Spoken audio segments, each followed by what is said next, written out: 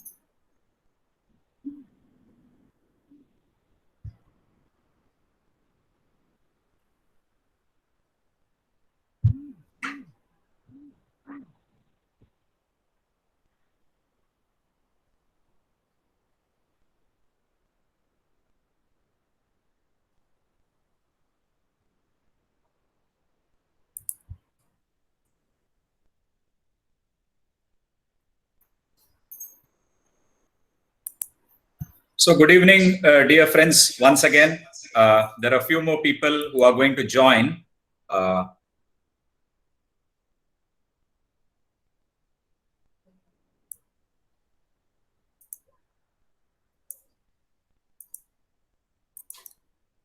There are a few more people who are going to join us in the course of this presentation. I will admit all of them.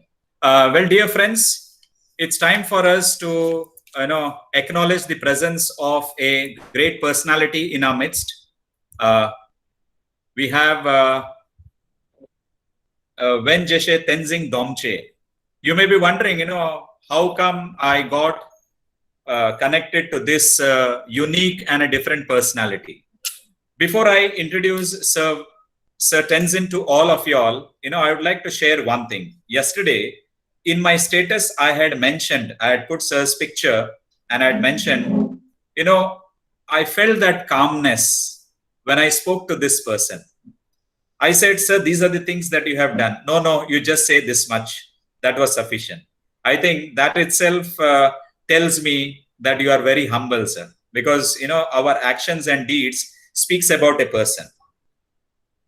So my connection with sir was through Madam Shalini Ayyappa. She wanted to contact one Mr. Joe from London University, I believe. And, in our discussion, he said, if not me, this is the person who will do justice to all the people who are going to join you in your international webcon. And that's how I got sir's number. Madam Shalini was also worried. She said, would you like to talk to him? I don't know him. I said, yes, ma'am, you can share the number. And I gave a ring to that number, not knowing what the response would be from the other side. And let me tell you, after speaking for maybe 3 to 4 minutes, I felt that, happiness within me, that even such people exist in this world. It was such a beautiful, discussion that I had, and I was all ears listening to Sir Tenzin. So it's a pleasure. It's my pleasure and privilege to introduce this great person. And I know Sir Tenzin will disagree with whatever I'm saying, but still I need to do my job. Sir was born in Dharmashala in Himachal Pradesh, India. He did his studies there. He went to lower TCV school. And after completing his class 10, he joined PU Commerce, that is 11th and 12th in TCV Bailkuppe. Bailkuppe is almost, what I should say, the beginning of Mysore district.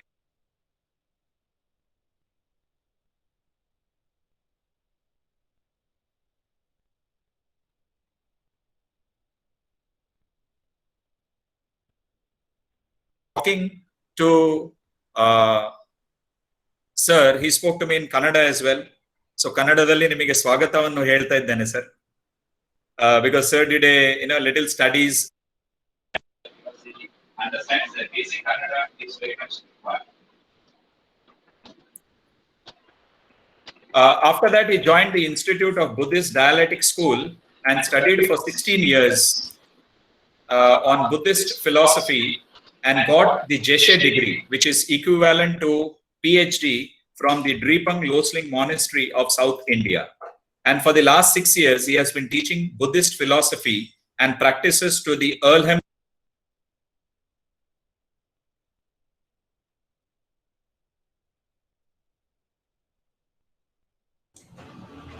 Voice breaks.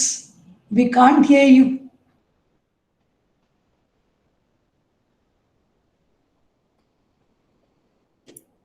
I beg your pardon. I hope I'm audible to everyone now. And now you are audible. Yes. So for the last 6 years, sir has been teaching Buddhist philosophy and practices to the Earlham College students of USA and Tibet Fund students. And he went to Oxford University of England at Oriel Institute as a visiting scholar.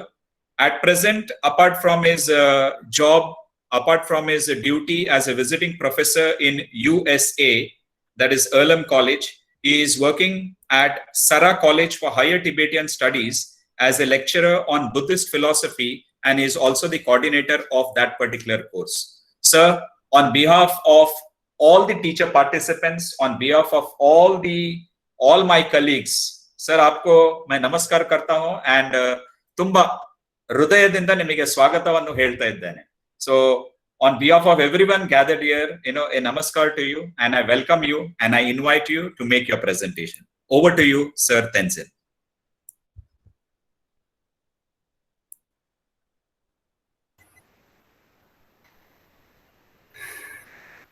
Namaste. Namaste. Namaskaram.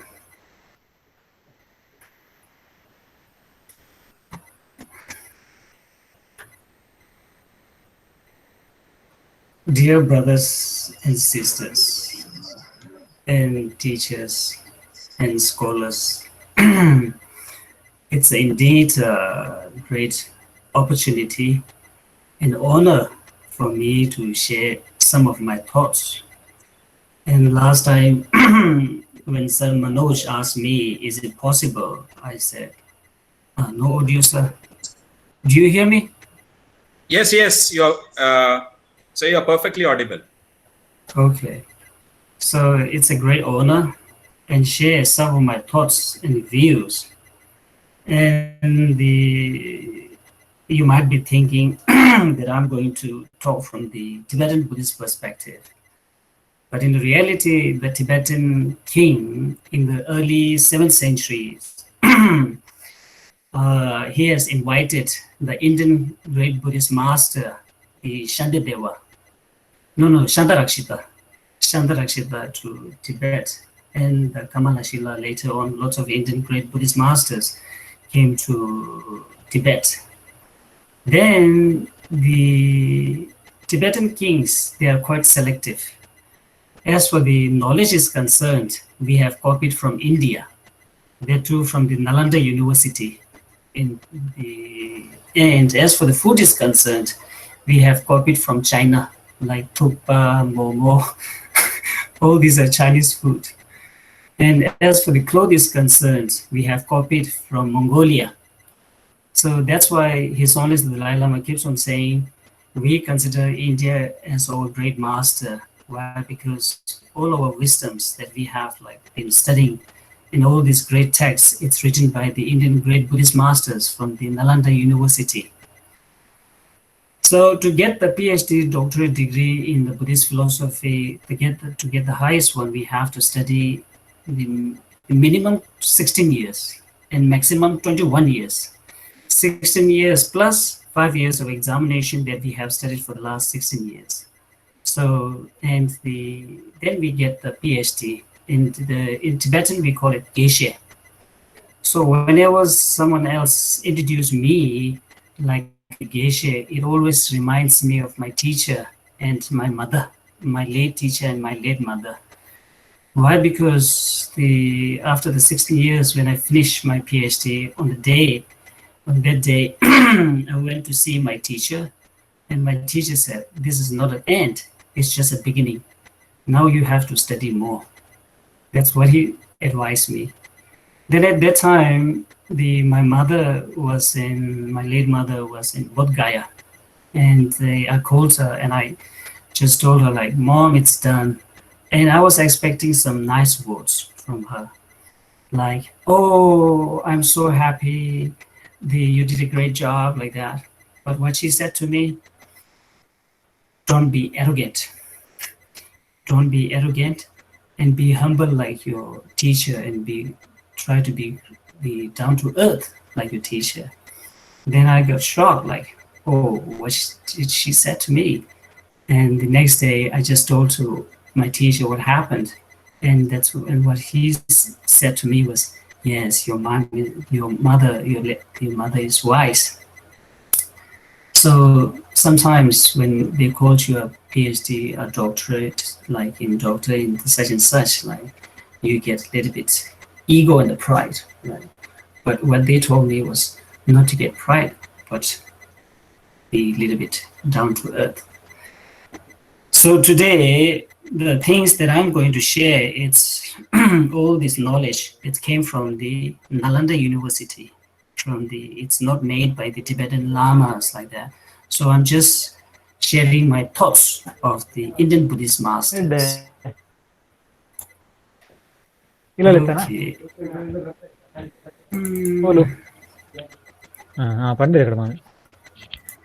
Once again, may I request the participants to please mute your audio?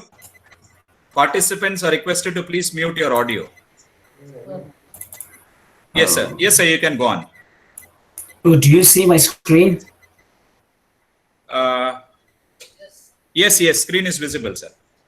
Okay. Next, so during the Buddha's period, like the young Siddhartha, before he attained enlightenment, he has got lots of questions. Is there any solution to get rid of these sufferings? Why? Because he himself has encountered with some of the sufferings. So he was just wondering, is there any solution to come out of it? And his main question was, the question that in his mind is, why the people has to suffer?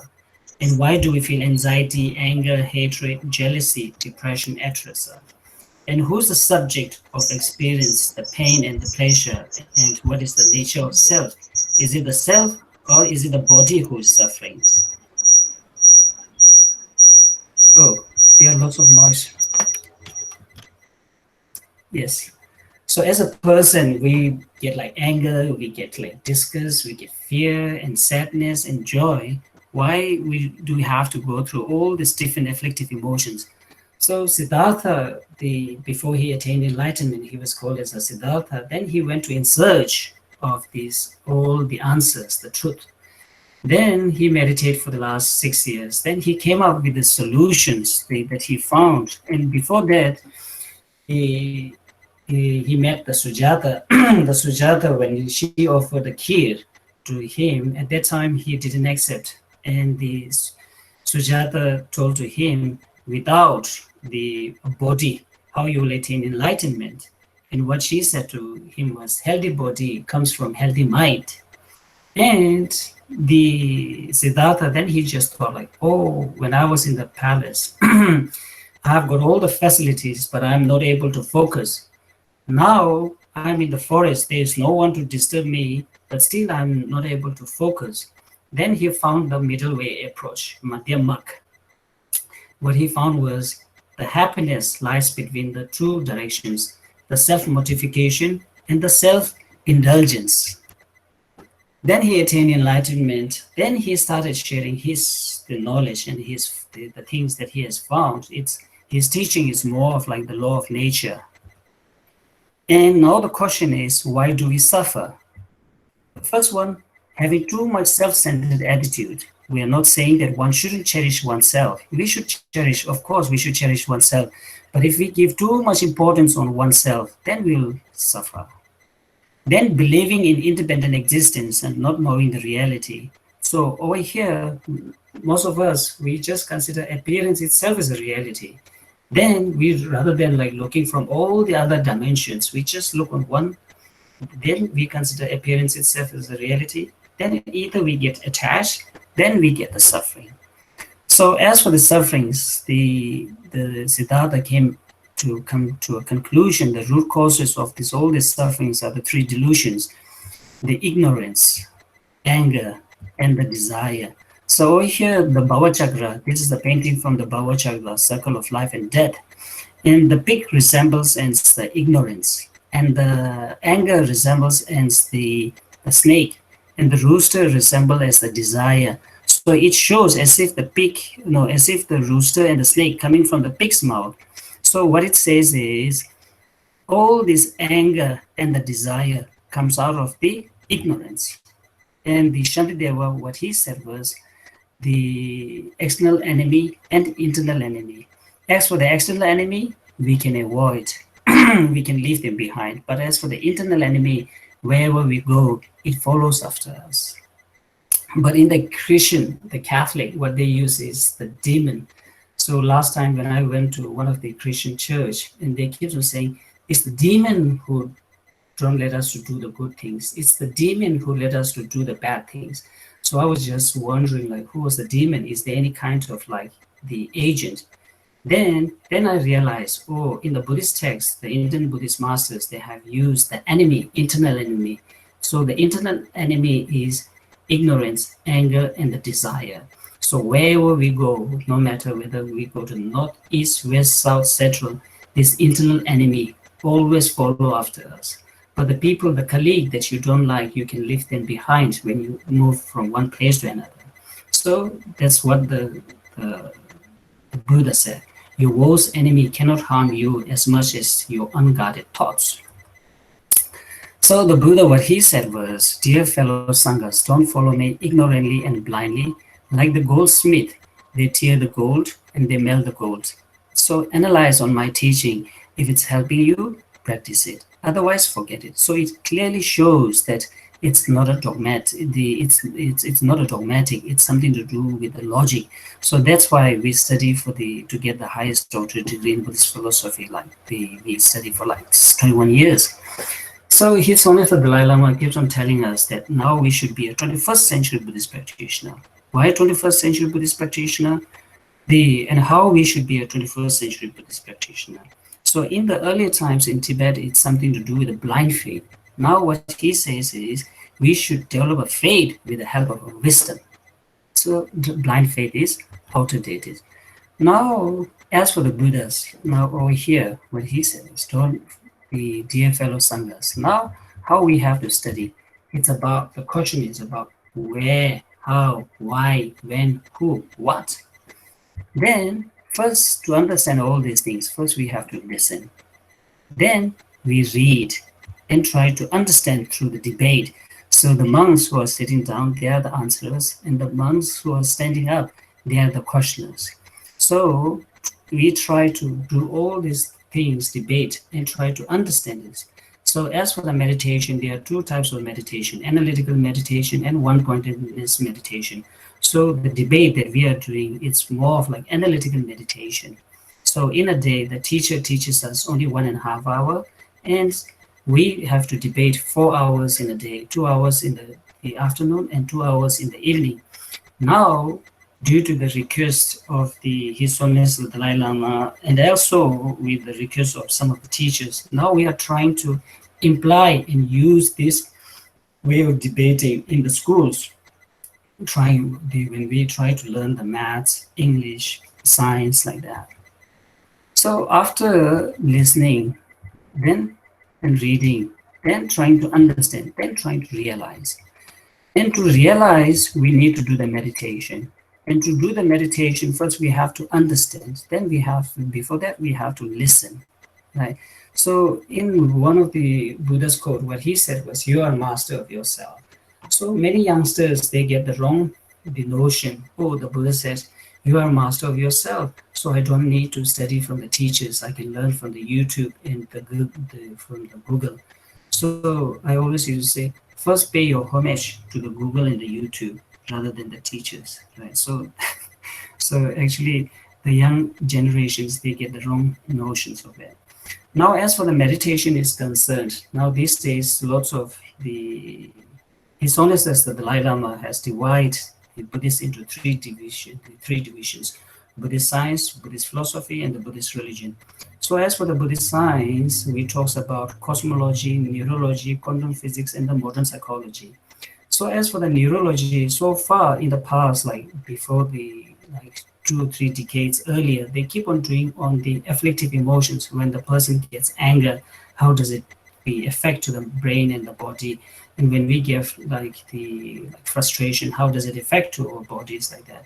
And they haven't done any kind of about the positive emotions, like the compassion and kindness and empathy. And with having a discussion and dialogue with His Holiness the Dalai Lama, now it's been almost 4 decades that we were having the dialogue between the scientists. So the guy in the middle over here, who's wearing a black jacket, he's called as the Dr. Richard Davidson. Now, with the request of His Holiness the Dalai Lama, they were doing lots of research on the brain. When a person does a meditation on love, compassion, kindness, how does it affect to the brain? So lots of Buddhist monks, they have gone to the Wisconsin University in the United States, and the scientists, they are doing lots of research on it. So here it clearly shows, one, the picture on the left, rest plus pain. Tenzin sir, sorry to cut you short. I think your presentation, you haven't shared it as yet. Your presentation. Your presentation, I don't think you have shared as yet. Oh, it's coming. Oh, all right. Yeah. So you haven't presented as yet, because it shows Tenzin Domche is presenting, and the screen, you are visible. The presentation is not visible. So that's a concern raised by participants. Oh my goodness. Wait a minute. You are presenting. Stop presenting. Present now. Your entire screen. Yeah. Oh, wait a minute.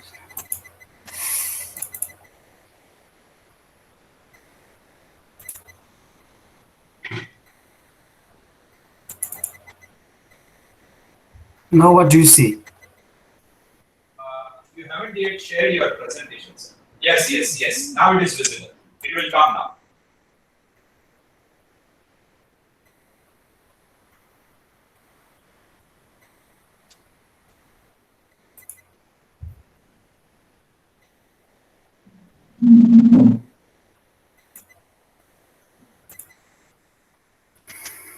Just go to share your presentation. Entire Yeah, I screen. did. Yeah, I did. Wait a minute. You can try once again, no problem. Okay. And Present you, now. yeah, Your entire screen. entire screen, then down share. Click on the picture there in the center, then share. Then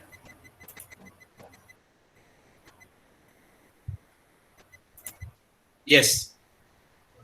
do you Yes. see? Wait, sir. Wait. Wait.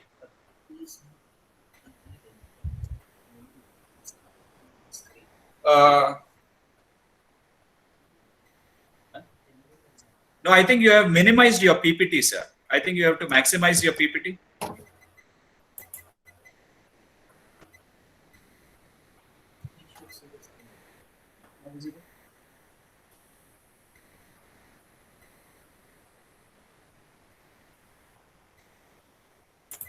Oh, I think I've done it. Okay, in between it was visible. So you can try back once again, I believe. You can just go back. Stop sharing. You can start once again. Yes.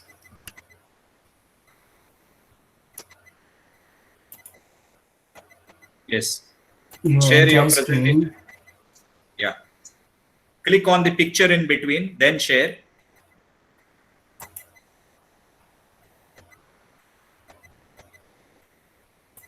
Mm,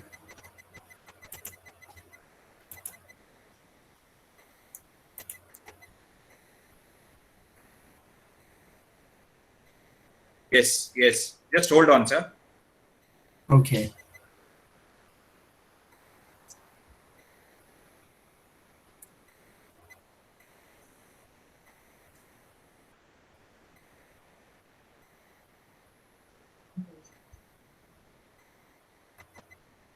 No, I think it's to do with your slideshow only, sir. Directly you can use as if you're using your computer, sir. Now do you see it?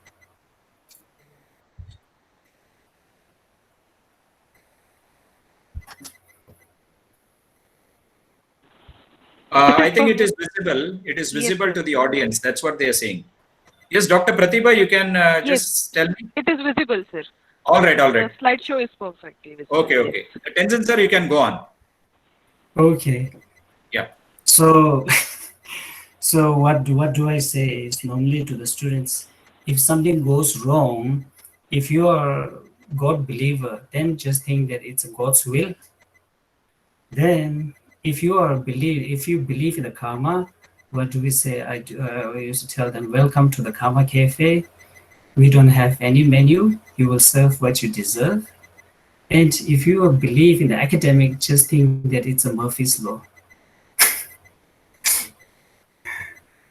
Okay, so here, like if I go to this one, the where, when, why, how. So we have to listen, read, understand. So then realize the meditation. So as for the doctors, they are doing lots of research. So you can see the monks over there in the Wisconsin.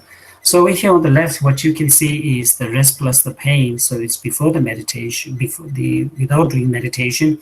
And afterwards, like with the meditation, how does it help?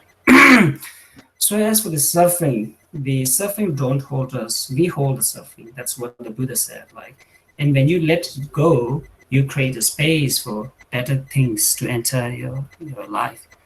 And as well as what do we think is, oh, I did a practice, I let it go like today, Then for how long? Now the question is, for how long do we want happiness? Just today or forever? So it says, I let go now, what? Then keep on doing that till we die. So as for the Hindus and the Buddhists, it's the way we have done the practice. It's more of like judging oneself, giving importance on the subject rather than the object. So you might have heard, have you watched the movie called Ram Teri Ganga Mili? So in that one, there is one song called Sar Zameen Se Aasman Tak Main Hi Main Hu Dusra Koi Nahi. Then it develops the ego and the pride. Then it hurts oneself, right?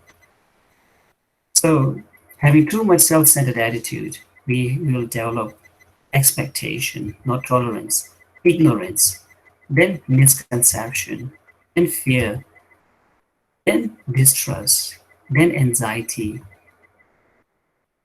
then lots of expectations, then no compassion for the others, no tolerance for the others. Then we will have a sense of insecure. Then we will develop anger very easily. Then we won't have any friends. The friends that we think that, oh, I've got so many friends. But once we lose the power, money, and the status, all these friends will go away. So all these are kind of like materialistic friends, not the genuine friend. Then the science, they have also proved that the one who keeps on saying I, they will be more prone to the heart attack. So if we think about the emotions, how does it affect the lower body? Like getting anger, how does it affect to the heart and the liver? So normally what do we say is the people who breathe fast, so they won't stay alive long. Why? Because when we develop anger and fear, we will breathe faster and our heart will beat faster. And it will erode our immune system. So the love, when we develop love and compassion, it's so calm. When we develop hate, we keep on thinking about ill feeling about the others. So what do we say? How we should come out of this anger and all these things? What do we say is both the state of mind, like the anger and the compassion, which is actually a mental phenomenon. Both of them are cognitive in state. However, they oppose each other. The way in which oppose each other is contradictive perspective. So over here, anger can be overcome by love, not by anger. Darkness can be overcome by light, not by darkness. Ignorance can be overcome by the wisdom. So like in the material world too, the magnets, the negative always repels each other. So one shows the anger, one needs to show the positive, like they practice the tolerance and compassion. Then we will have a kind of like a harmony. Otherwise, when both of have anger, the negative, then we will have lots of tutu meme.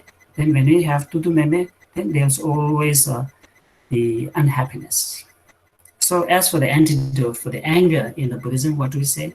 You should try to practice love and tolerance. As for the attachment, we have to think about the impurities and impermanence. As for the jealousy, we have to think about rejoice. As for the miser, stingy, we have to practice the generosity. As for the forgetfulness, we have to practice meditation. As for the non-violence, we have to practice think about the compassion. As for the fundamental ignorance, like we have to develop the wisdom. So, though despite we are living in a society, in a community, still we feel lonely, right? So we have like lots of monks, and there are few lay peoples who are living their life, the solitude reaper, staying as a retreat for 15, 20 years like that. They don't feel lonely. But why, despite living in a community, why do we feel lonely? It's more of like mental projection. So unhappy and anger, getting anger, how does it affect our body and mind? So just for 5 minutes, like, can you just close your eyes?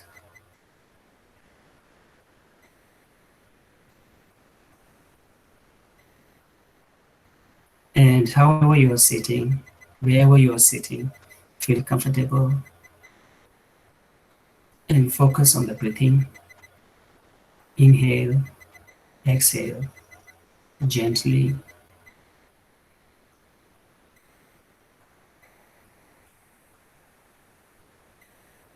We all get anger.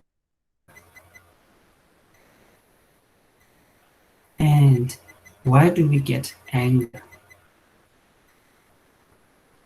It's more of like self-centered attitudes,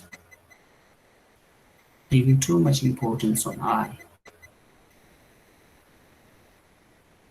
So when I develop anger, my face, beautiful face, turns into ugly.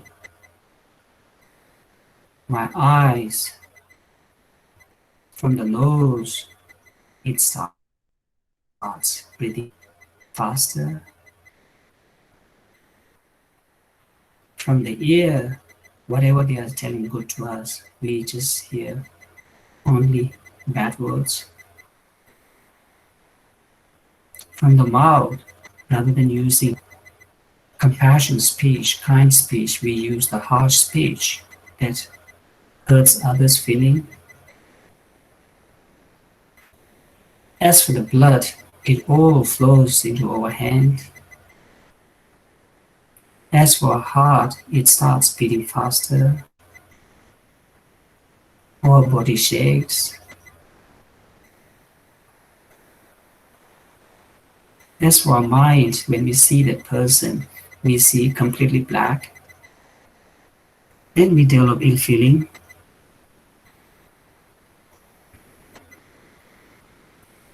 And we get stress and anger. Because of these two, we don't get a proper sleep.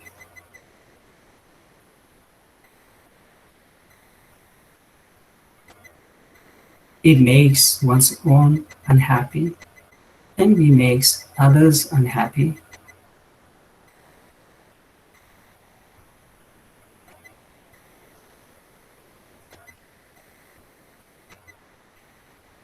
So anger, it's always, always, always destructive.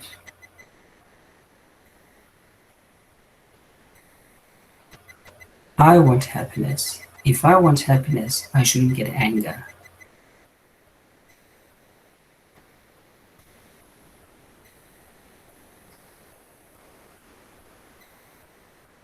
Okay, now you can open your eyes. So here the opposite of happiness or of unhappiness is happiness. I want happiness. Remove the I, that's a desire. Remove the one, that's an ego. No, remove the I, that's ego. And remove the want, that's desire. Then we live with happiness. So now who am I? Why I'm getting angry? Who's that I? So we have to understand first with the introspection, with the conventional truth and with ultimate truth. So when we try to introspect, who am I? Mayor Kon who? So I was given by birth by someone else. So got the education from someone else, got the job and money from someone else.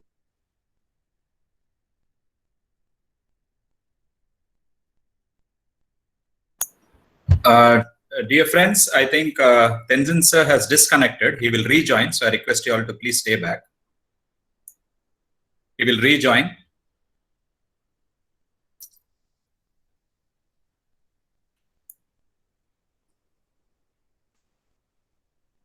So please stay back. Just a couple of minutes, he will join back again.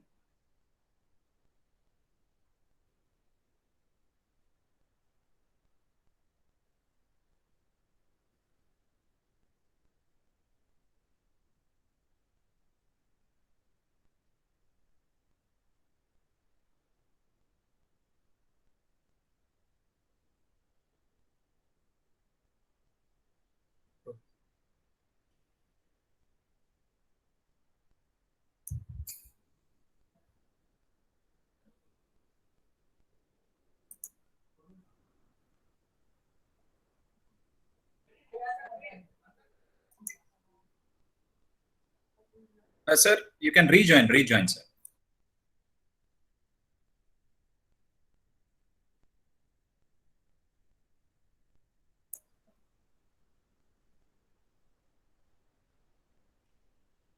So sir will take another, yes, sir is back.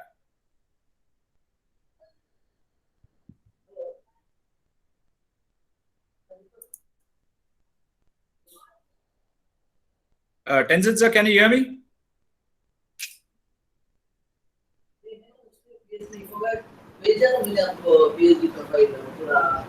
Sir Tenzin, can you hear me? I think your audio is mute. Audio. Okay. Now, do you hear me? Yes. You can make a presentation, sir. Yes. Do you see You can. the screen? Yes. It's visible. Who am I? Yes. You can go on, sir. Yes. Okay, so we got cured for sickness with the help of someone else. After death, also get cleaned by someone else, right? So from the very beginning of life till death, we are dependent upon the others. So like the survival depends on the others. So how can I harm them to the others, right? So what's like though we are everything depends on the others, but still we like break the trust and we cheat and we quarrel, we look down upon the others. So we sow the seed of us suffering, but we expect to have like happiness, right? We sow the seed of a chili, we expect apple to grow on it, right? But in reality, it doesn't work. So as for the happiness, now when we talk about happiness, the two types of happiness, right? Short-term happiness and the long-term happiness. As for the short-term happiness, the people who trying to look for happiness from outside, from the material, it's more of like sensorial level happiness. Oh, I see a beautiful, I'm feeling happy. Oh, he is telling nice words to me, I'm feeling happy. So like, oh, the food is so delicious, I'm feeling happy. Oh, the the perfume smells so good, it gives me a happy. But all this happiness, though it's a short-term happiness, and also it's more of like, what do we call in the Buddhism, a suffering of change. In the economics, what do they say? The law of marginal utility and the law of diminishing return. The more we use, we will lose interest in it. So we use like for the suffering. As for the modern psychology point of view, all this anxiety, the depression, and all these things, it's something to do with chemicals, like chemical imbalance, like the serotonin, dopamine, like all these things. So they take the medicine for the happiness. That same source of happiness of the medication turns into a source of like suffering. Why? Because they get addicted to it. Oh, all these, let's say the sufferings, which is like unhappiness. No. The sufferings from the material, it doesn't last long. Now, in terms of the happiness, the real happiness, it's not in outside, it's inside within us. Like the corals which are in the deep sea, the people, they just go and dive and trying to look for it. Like the same way, the happiness which is inside us, we don't need to invent, we need to discover, right? It's already within us. So, living in the present moment, showing mindfulness, and practicing compassion, showing contentment, self-acceptance, forgiveness, less stress. It's all within our inside, right? So what we need to do, we need to discover it from the within and bring it out and use it in a daily life and practice in a daily life. Then it will give us some sort of like happiness. So as for the Four Noble Truth, the first one, the Four Noble Truth in the Sanskrit, what they call is Char Arya Satya, truth of suffering, truth of original suffering, truth of cessation, and the truth of path. So as for the truth of suffering, we divide the suffering into three things: suffering, suffering of change, suffering of condition. The suffering of suffering is more of like physical suffering. So if we have got a cut on our hand, then if someone puts like chili on it, it gives us more pain, right? And if we have got a kidney problem, and on top of that, if we get a liver problem, it becomes a suffering. The suffering of change, it's more of like pleasure turning into suffering, like law of marginal utility. Then to the cessation, okay, if this is a problem, if this is a suffering, and all this suffering doesn't come out automatically, it should have a cause. So if we know the cause, now the question is there any possibility that I can come out from this suffering? If if I can seize the problem, the causes of suffering, then it's called the truth of cessation. Now, after knowing the path, if by the how to seize the sufferings, the causes of suffering, but by doing a prayer, it helps us to develop kind of like a faith, kind of like a hope, right? But it won't help us to overcome the suffering from the root itself. From that, like, we have to work on it. Why? Because all this mental problem has been made by the mind only. So we have to solve by the mind only. So the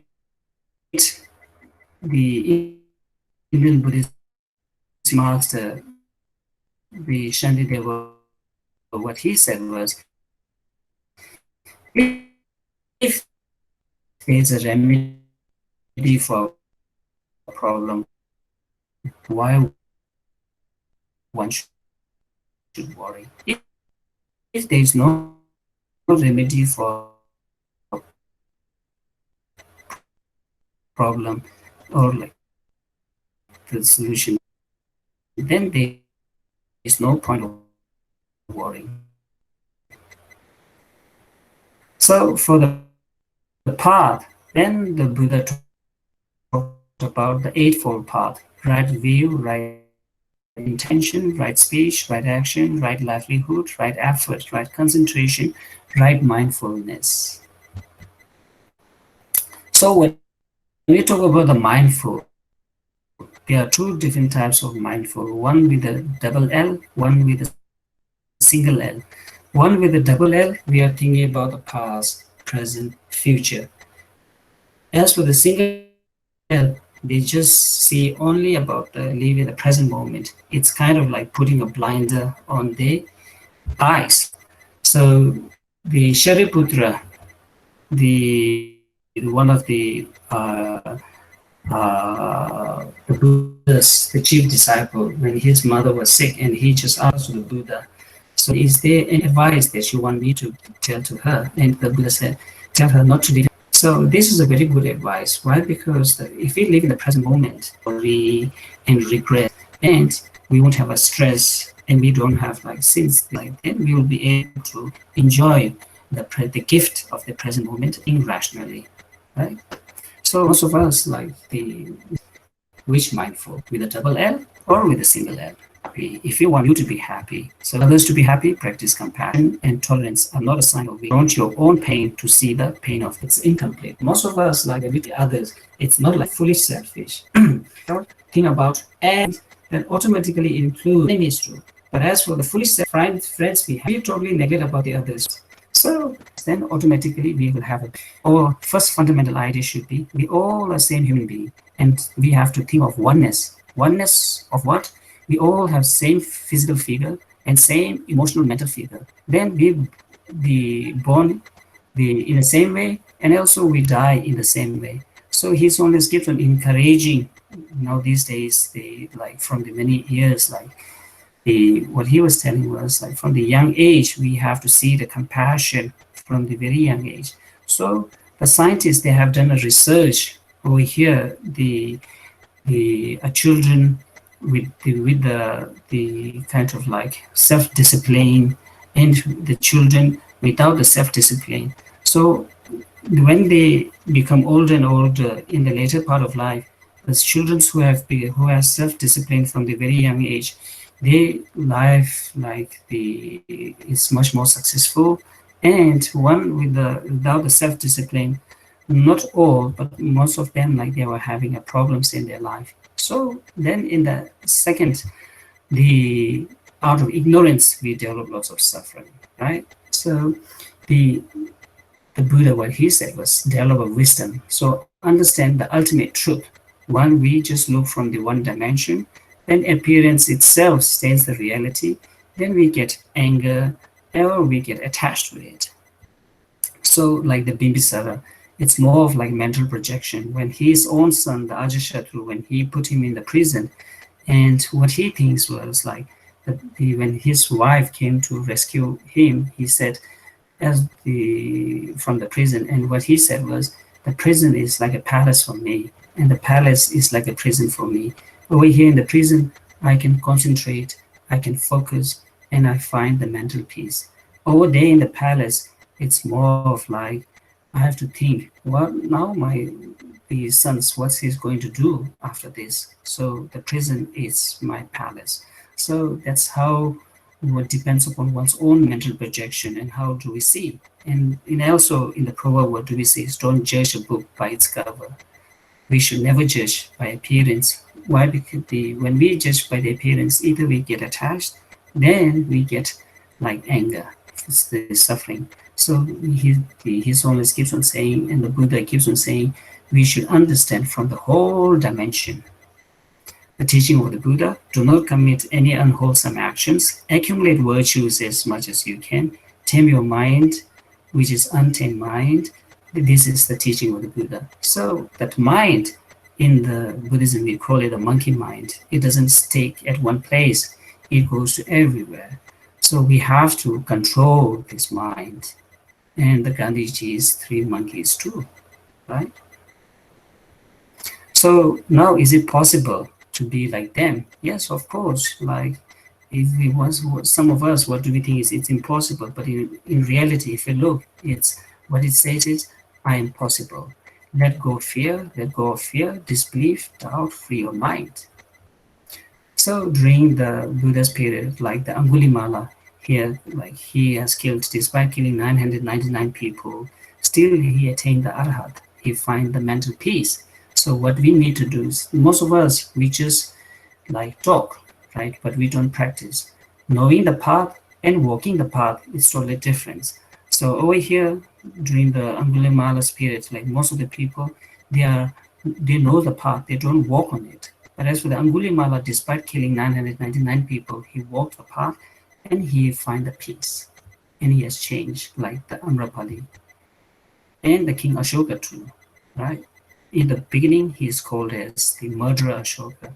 Then in the later part of life, he is called as the Bodhisattva Ashoka, compassion Ashoka. So this is the Milarepa. He is one of the great Tibetan yogi that has ever produced. So in his early part of life, he took the revenge of his family by killing his uncles and the aunties, the family, and the some of the villagers. Then later part of life, like he devoted his whole of his life for the practice. Then he attained the enlightenment. So in the same, like now these days, we have like lots of Tibetan, the political prisoners that who have spent like 25 years in the Chinese prison, and when they get a chance to see His Holiness and ask them like, oh, did you felt any threat in the while you were in prison? And they said yes. And His Holiness thought like, oh, might of their life, but what they said was losing a compassion towards the Chinese army. So as for us, while playing a basket like for 45 minutes, we can't show tolerance for 45 minutes. Then the Nelson Mandela, as I walked out the door towards the gate that would lead to my freedom, I knew if I didn't leave my bitterness and hatred behind, I would still be in prison. So in the end, if you want to summarize the teachings of the Buddha, what it says is, if you can help, help. And if you can't help, at least restrain from harming. And as for us, we are giving too much on the physical hygiene, not on the mental hygiene. So as for to look beautiful, we use all these chemicals, we use this all the cosmetics and everything. But to look beautiful from the within, we don't give too much importance. Right? So in the earlier times, the academic and the religious society, their institution, they always stay separately. His Holiness the Dalai Lama keeps on like the giving a suggestion. Now it's a high time that we should bring it together and work together. So he keeps on saying, now it's a high time that we should also give importance on the mental hygiene. So if we go to the market, we can see the billboard of too much advertisement, how to look beautiful from outside. But there is no kind of like billboard advertisement, how to look beautiful from inside. So, and on the other hand, we forget that we think that the body and the mind is totally separate. But in conversation between the Buddha, the Siddhartha, and the Sujata, it clearly shows that body and mind, they are very, very much interrelated, right? Healthy body, healthy battery.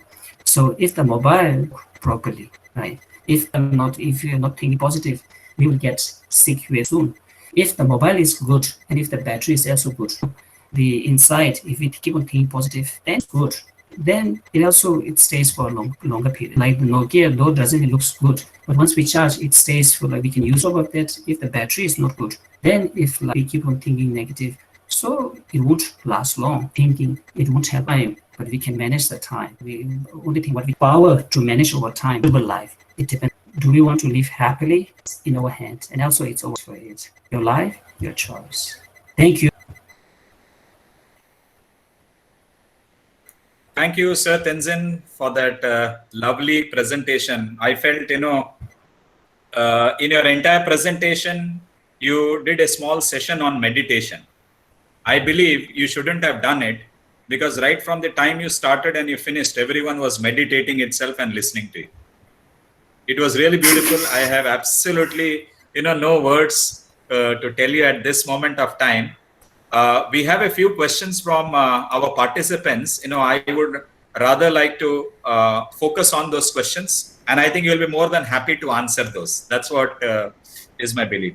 I would rather begin with my own question before I go on to the participants' question. So don't you think, temptation is something which is the root cause of everything that you said right now?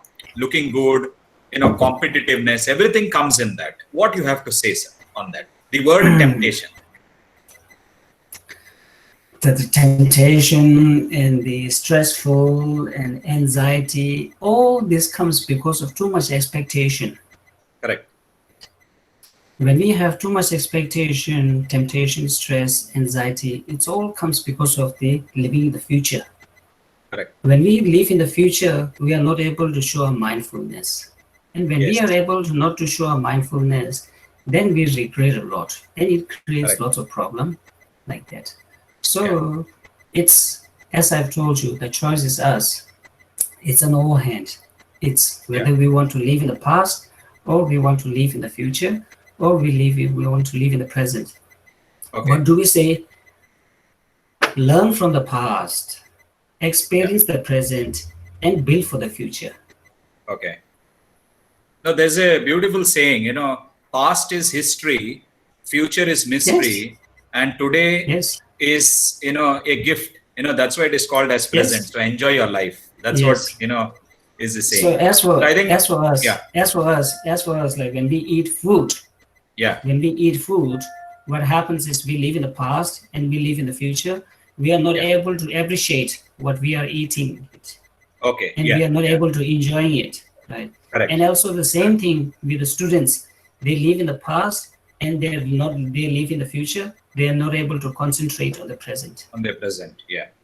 I think if they do well today, I think their tomorrow will definitely be better.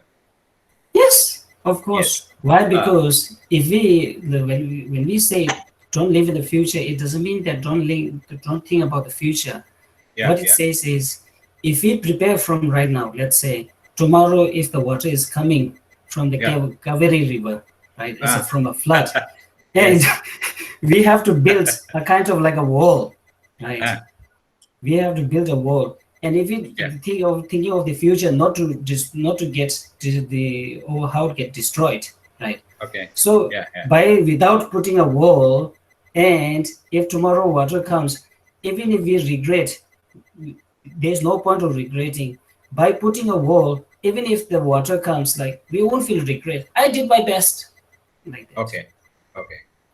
So there are some beautiful questions that have come in.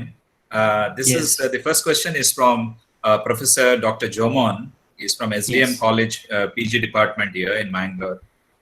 Is asking you, can you elaborate the relevance of meditation in the present era? Importance of meditation. Yeah. Importance of meditation is very, Yeah. very, very important. Why? Because what do we say? When you are in public, watch your Yeah. words. When you Yeah. are alone, watch your thoughts. Right. Yeah. So as for the Bindisara, though, like he is enjoying in the present. Why? Because he can focus. Right. He can cool down his mind, and rather than living on the stress. Like the same way, right now, the present moment, most of us, when we open our eyes, we keep on doing judgmental. We keep on Correct. judging others. But when we do the meditation, it helps us to understand who am I? How do I look from the within? Like the Snow White and the Seven Dwarf standing in front of the mirror. Mirror, mirror, tell me who's the most fairest girl of all. Like the same way, mind is asking to oneself, mind, what was my motivation? Is it conditional or unconditional? So doing a meditation for 5 minutes in the morning, it will help us to prepare over the whole day, right? So by thinking that I'm fortunate, I'm alive, I'm not going to use the energies, and I'm not going to waste my time, right? I will use in a constructive way rather than destructive way. Then again, in the night before going to bed, doing a 5 minutes of meditation, asking oneself, oh, for the whole day, did I live with righteousness or with a bad? Right. So if I've done a bad thing, then I should have a regret feeling, and I should feel sorry, and I should say sorry to the other person. If I've done the live with a good thing, then I should feel rejoiced. So the meditation helps us. So as from the very beginning, in the West, they don't have a culture to live and stay separately, right? So, but in the East, we do meditation and all these things. Yeah. So meditation, it plays a very important role in our life. But now these days, what do we say? I don't have a time to do a meditation, right? But we keep on watching movies, TV serials, and we keep on talking about the others for hours and hours. But we don't have a 5 minutes to do a meditation. Yes, sir. Thank you. Thank you very much for that answer, sir. Sir, you mentioned in your presentation something on the monkey mind in Buddhism. Can you speak us through a little bit on what is this monkey mind all about? So healthy body comes from healthy mind. Healthy mind comes from healthy body. So if you want healthy body, we have to take care of this mind. And how?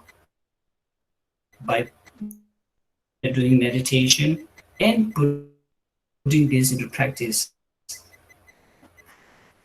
Okay. Can I go on to the next question, sir? We have to analyze, like. Yes, you can continue. You can continue, sir. No, because there is a slight technical issues. Your voice is breaking, when you are talking. So I'm not able to whether you have. Yes, you can go on, sir.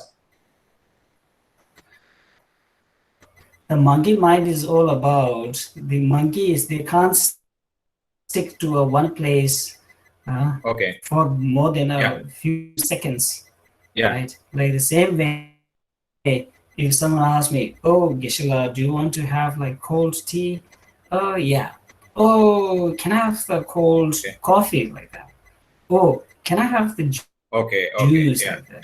"Oh, can I have the toffee like that?" "Oh, can I have a tea like that?" My mind keeps on jumping from one to another. Okay. So that stability for the distracted very easily. Yes, please. Yeah.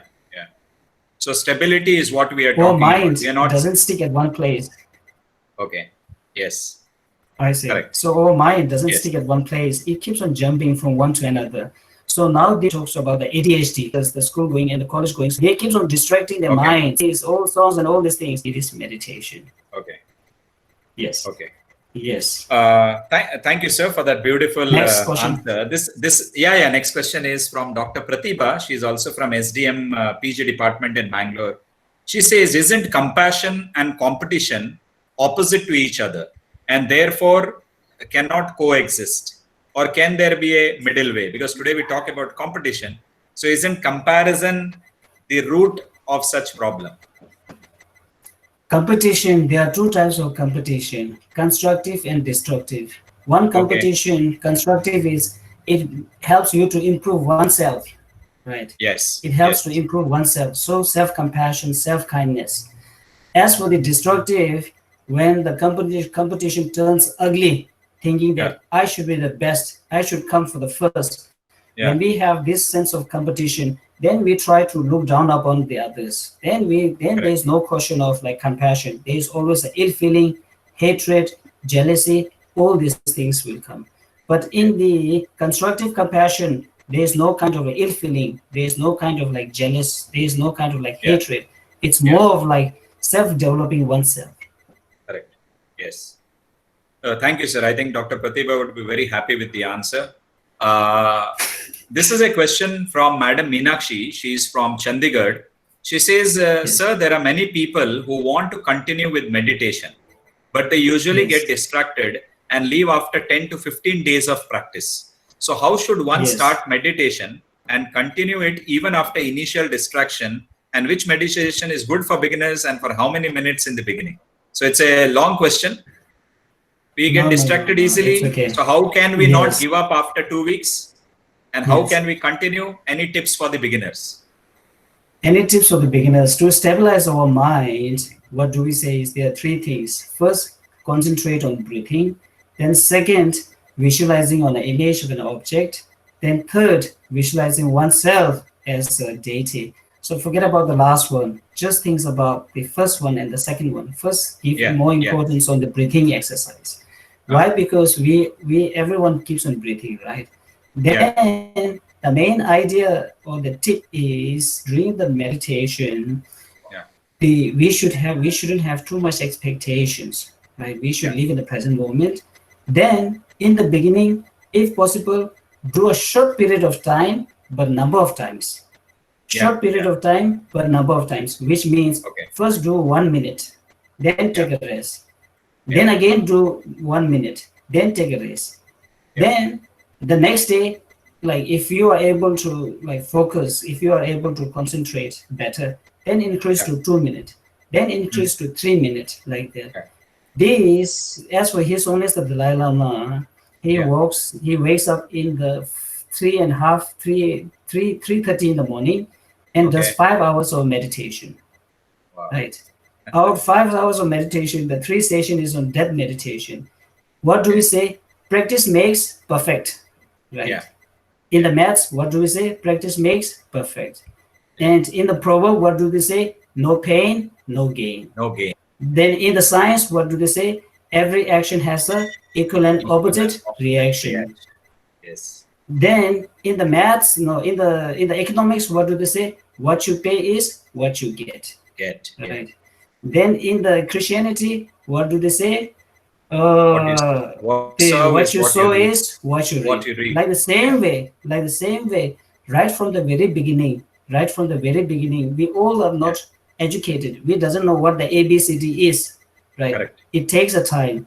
Like the same way, thousands of miles starts with a single step. First, we should know the toddlers, first they crawl, then starts walking. Like the same way. Correct. If we have too much expectation, no, like we shouldn't have too much expectation. Like that's way, like no pain, no gain. So if I give like little effort, then the result will be little, right?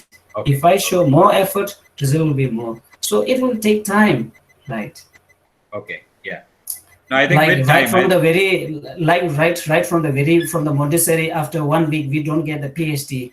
First go to the Montessori, then to the middle school, then to the junior school, high school, college, university. It takes time, right? Correct. In Indian, what do you call? Sabar ka phal meetha hota hai. Yes. Sabar ka phal meetha zarur hota hai, sir. That's why we waited for your session for so long. No. Yes. Thank you, sir. I think Madam Meenakshi will be very happy with your answer. This is another beautiful question from Madam Reema. She's from Meerut in Uttar Pradesh. She says, whenever we listen to these kind of topics, we understand very strongly and try to believe and practice the same. But again, after some time, we get ourselves involved in the present day scenario. Kindly teach how to maintain the compassionate behavior. It's a very difficult one, but I think you should be able to answer. How can we be more compassionate? Behavior. First of all, we should treat everyone equal, right? Yeah. Rather than saying me and them. We should be like coronavirus. We should be like coronavirus. Why? Because coronavirus, they never differentiate who is good, who is bad, who is educated, who is not educated, who is Asian, who is American, like that. Goes everywhere. It treats everyone equally. Yeah, rich or poor. Like the same way, we should, no matter whether they are rich or whether they are poor, whether they are educated or not educated, develop a compassion to everyone. If we say, oh, me and them, then we will always think about the ours. We will not think about the others' benefits. Okay. And if we think very carefully, the short-term happiness, food, shelter, clothing, we get everything from others. Correct. From the very beginning of the birth till death. From the beginning of the birth till death, we live due to the others' affection, right? So we should. It's an innate nature that we should have like it's an innate nature that everybody happy. Everybody wants happiness. Okay. Nobody wants suffering. No, I think, sir, I think we'll have to wait for a second because your voice was breaking in the last part of that answer. And so if you can repeat that for our participants. Others is the mothers, they have like when the mothers, they have only a child. They protect them. They give their life. For the only child. Like the same way you should treat others, your only child. Okay. No, I think even the sir, can I ask you the next question?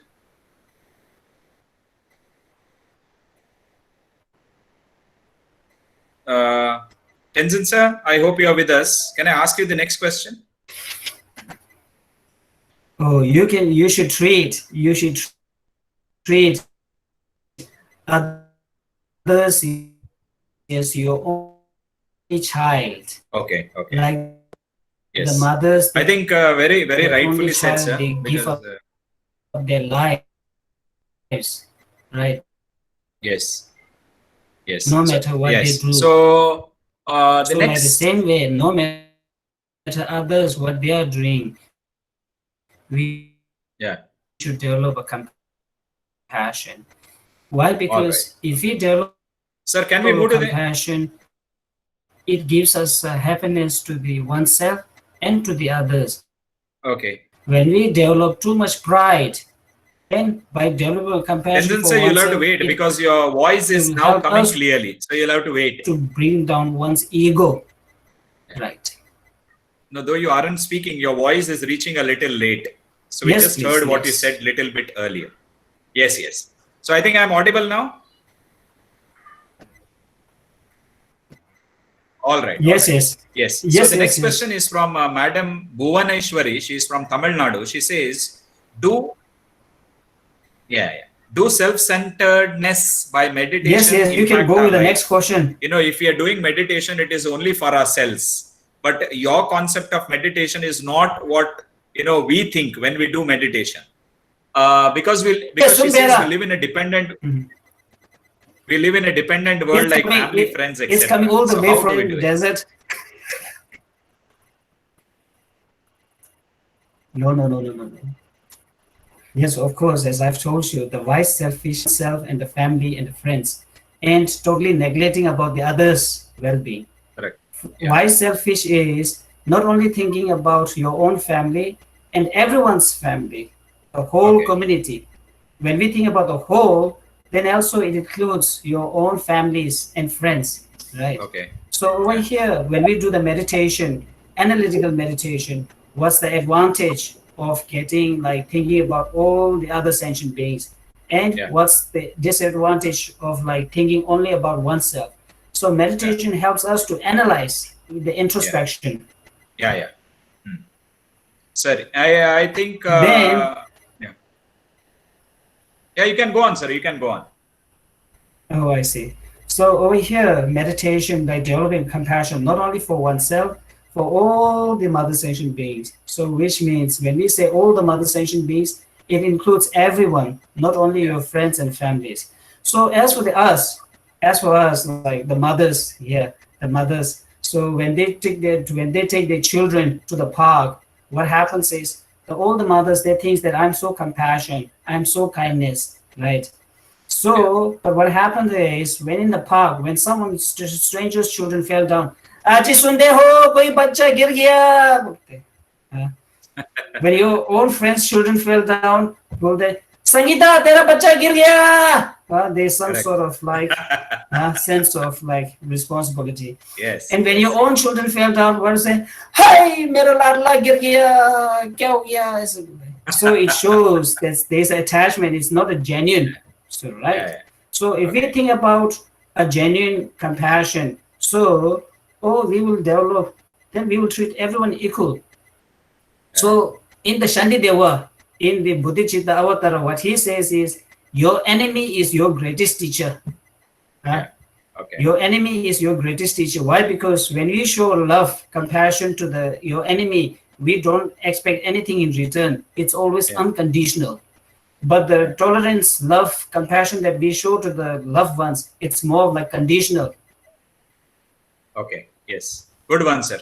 I think we should be able to really, try our level best, for the words that you mentioned. There are quite a few questions, sir.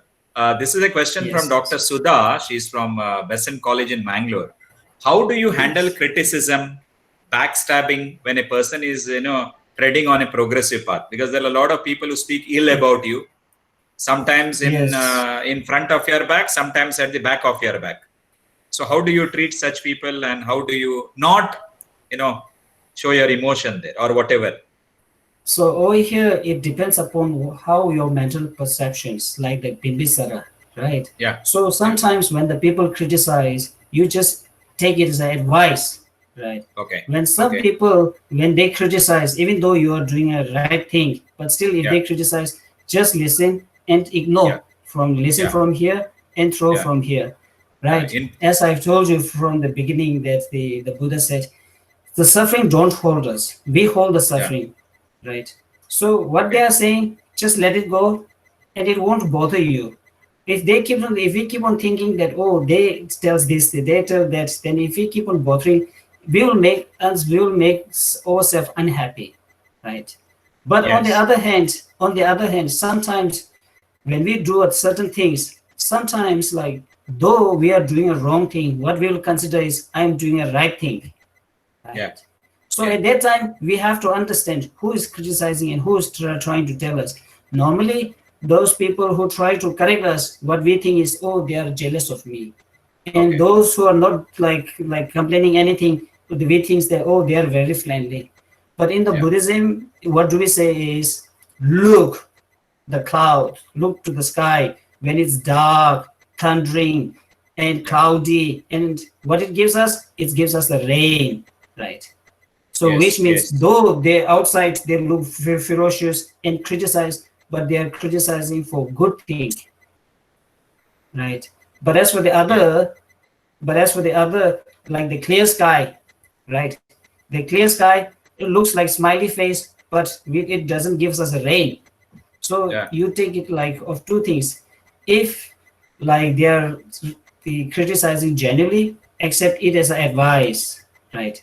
And if like though you are doing everything correctly, but still if they are complaining, listen from here and look from there. Let it go. Just one second, sir. Mr. Professor Jagdish, can you stop presenting? Professor Jagdish.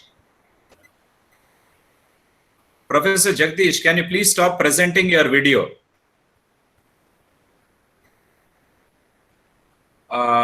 Tenzin sir, just hold on. Yes. All right. Let's go back to the next question. Thank you, sir.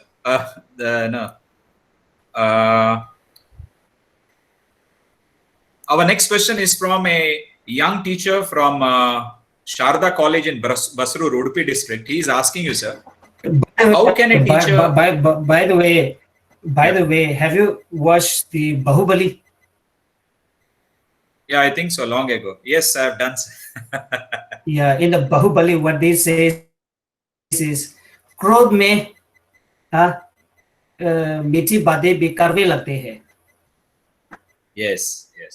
No, but then, as you said, क्रोध में मीठी बातें करना पड़ता है. Okay. So मीठी बातें भी कड़वी लगती है. Correct. Sir, then when you say no, कड़वे लगते हैं, कड़वे. Yeah, I agree. Bitter, कड़वे लगते हैं. Yes. Sir, has it happened any time? That you have lost your... Yes. One second, sir. One second. I think I have... One second, sir. Please hold on.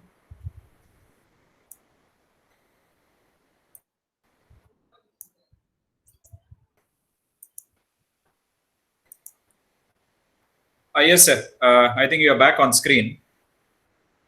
Yes. Have you ever lost your cool while taking up a class? Professor Sandeep is asking you. Actually, this is my question. Have you ever lost your cool while you're taking up a class? Some students have been disturbing you. And this is one part. And the second part is Sandeep's question. He is asking you, there are students who undergo a lot of frustration among the student community these days, how they can overcome. So I have just put two questions together.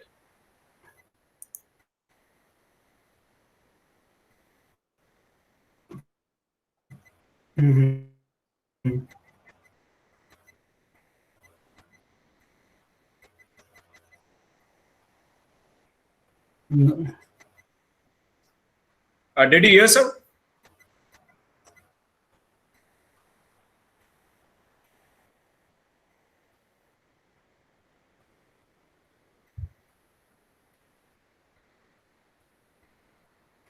yes, in the beginning, No, one second, sir. One first second. I think you'll have to. I don't You will get have to. angry. No, you will have to. You Why? will have to repeat your. When I enter into the class, I don't consider myself as a teacher. I also consider me as myself as a student. Why? Because Okay. we also learn. Yes. And we also learn. I also learn lots of things Yeah. from the students, right? Now, as for the frustration, it's like everyone right now because of the coronavirus. Why? Because when I go into the class, I also consider myself as a student, right? So, but also I try to keep a boundary with them. So I keep a boundary by using my own look that everyone is not only the students, everyone is right now having a lot of stress because of this coronavirus, right? And there's a frustration. So as for their own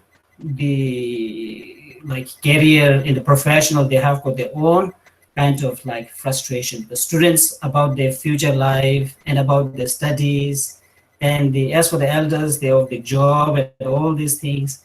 Yeah, it's very understandable. So by thinking of the future too much right now, we can't change anything. As I've told you earlier, the things that we are lagging behind, the things that we are not in good. Now it's a time that we have a time to develop, right? And make oneself better. Okay. So by having too much anxiety and all these things, like it won't help. It will harm. Correct. Yes. So, any tips for overcoming students? You said when you go to class, you are not a teacher, you are a student.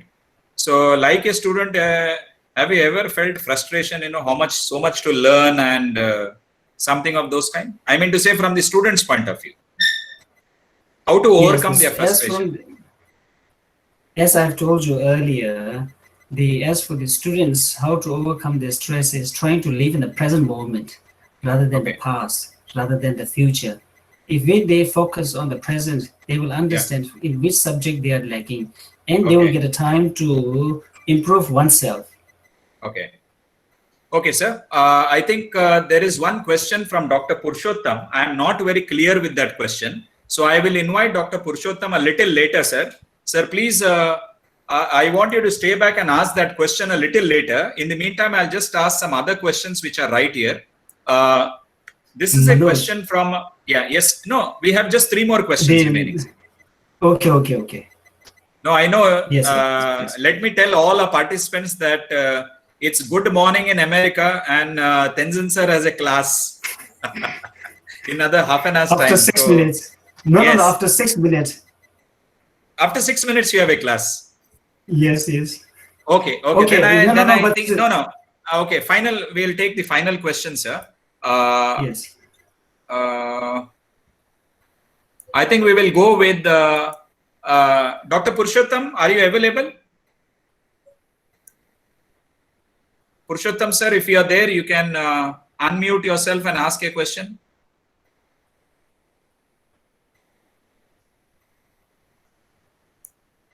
Purushottam, sir.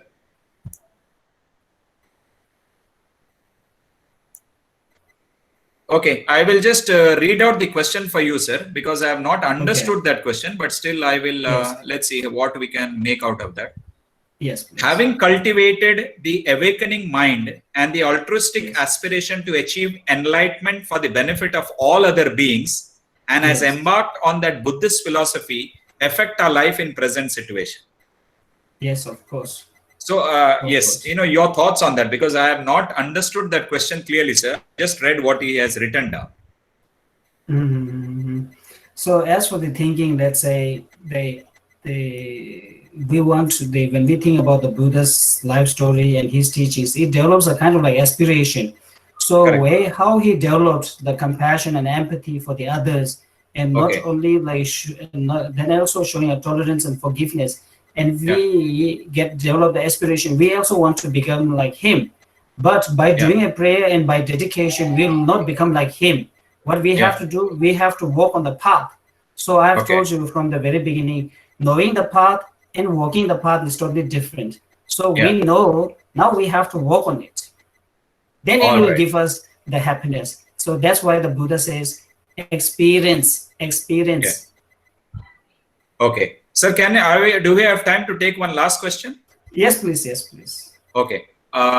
This is a question from Madam Akshata. How is meditation different from relaxation, thinking, concentration, or self-hypnosis? That's a little extreme, hypnosis, but still meditation different from relaxation, thinking, and concentration. In the West, when they talk about the meditation, they just think that focusing only on the breathing. Yeah. Okay. Like that. In the beginning, it helps. Then, as I've told you earlier, we have to increase, we have to update, right? Yeah. So over here, meditation, analytical meditation, and one-pointedness meditation. So analytical meditation, it's more of like introspection, contemplation. Then in the end, we develop a one-pointedness meditation. Thinking only on one. So let's say if we take an example of the impermanence. Oh, everything is impermanence. Now, yes, everything is impermanence. Then it doesn't help us. We should have a rational thinking. Years depend upon the months. Months depends upon the days. Weeks depends upon the days. Days depends upon the minutes, hours. Hours depends upon the minute. Minutes depend upon the second. Second depends upon the nanosecond. Yes. Every now and then.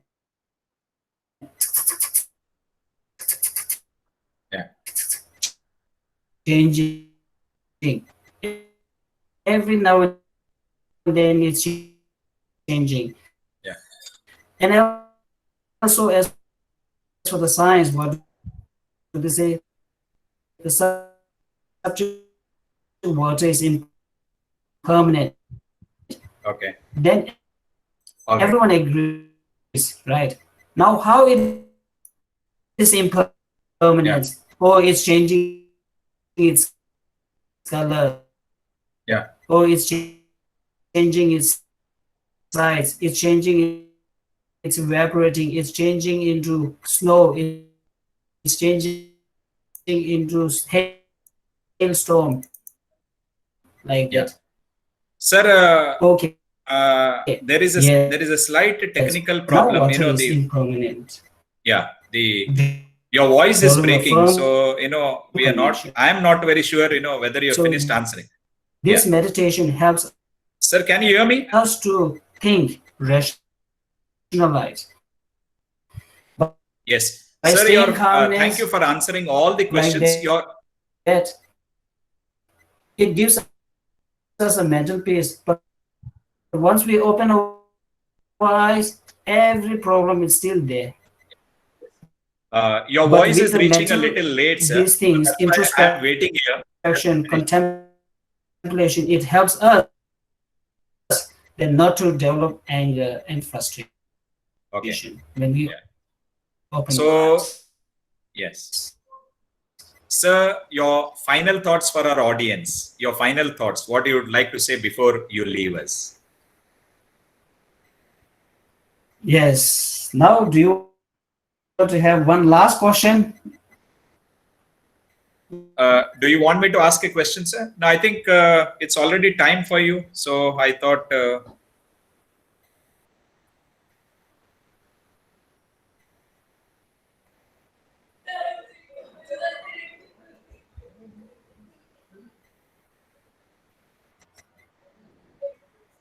Sir, can you hear me, sir? Yes. Yes, sir, your final thoughts, if you can share with all yes. our participants who are here listening to you and watching you as well.